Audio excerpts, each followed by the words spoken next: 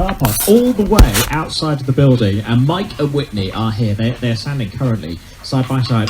Mike, this is a proper Mini. It's a mini, isn't it? Yep, and everything. She's a 1986 City E 998 and everything as it came out from Wonbridge. So how long have you been in possession of this one? Mini's actually my first car. I bought it back in 2006, and I think when I was 16, I bought it the day before my last GCSE, so I hadn't even got a driver license at that point, and I've owned it ever since. So this is obviously a car that you're very passionate about, having had it that long. Oh yeah, definitely. When unfortunately she failed her MOT, that's why I stopped driving her back in about 2009. It was like I couldn't dare to part with her, so I parked her up in a family member's garage, and yeah, last 8 months or so we've basically torn her to pieces, completely rebuilt her and got her ready.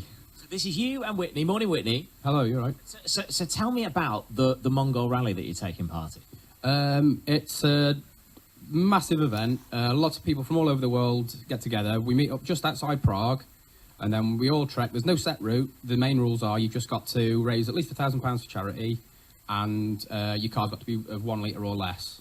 Or you can do it on a motorbike of 125 or less. You can take any route you like. It's mainly about having fun and raising money for charity.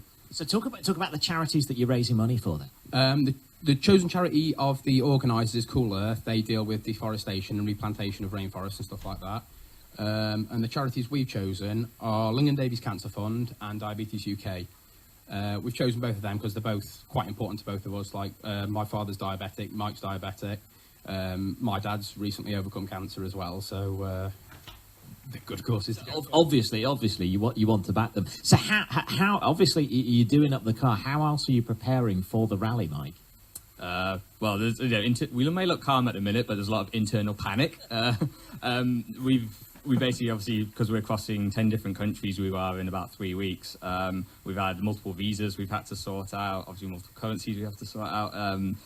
Planning a route, and then we have to obviously plan about getting the car back home. And then there's also other like modifications. We've few things we've had to do to the car and still in the process of doing, because we have to take all our camping gear, all spares. There's no support on the rally whatsoever, and obviously, of course, we picked a highly inappropriate, very small car to take both of us and a lot of stuff across it. So yeah, we've got to build like a roof rack and things like that to prepare her. So does that worry you then, that there's no support? This car is dating back to the 80s.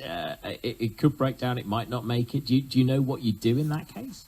We've people have asked me this before, and we've kind of described the car as a bit of a double-edged sword. Yes, she's from the 1980s. Yes, she's built with British Leyland, which is never a particularly good thing.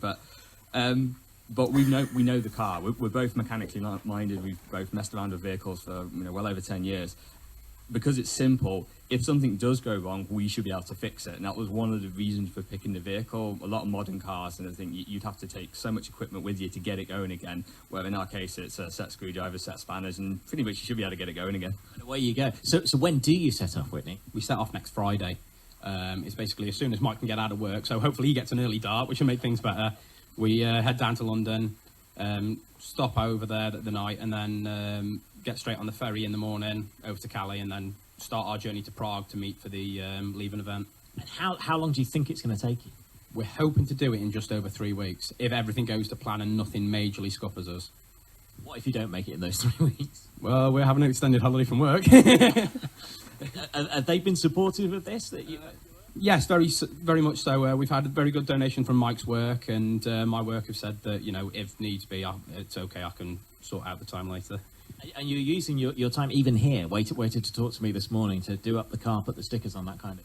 Oh yeah, I mean it's been kind of a lot of late nights and everything every weekend after work. Work made a joke to me, and I think they saw my clock out times and said, "Oh, you've been putting a lot of overtime." And I was like, "Yeah, no," and it's me staying to 8 o'clock at night using the workshops to get parts ready, clean and prep them. That's what it's been for like last 8 months. Every spare minute has been on it. Well, good luck. Keep us posted, won't you? Yeah, definitely. While you're on there, you call in, let us know how you're getting on. Good luck to them, Mike and Whitney. What's your team name, by the way? We're called Team Project Peddlers. So Team Project Peddlers, there you are. Look out for them. They are doing the Mongol Rally. You can find out more about that if you go to your favourite search engine and put in Mongol Rally. And we'll follow their progress across it. If you're involved as well, let us know what you're up to. It's BBC Radio Shropshire. Get back to your 3 words.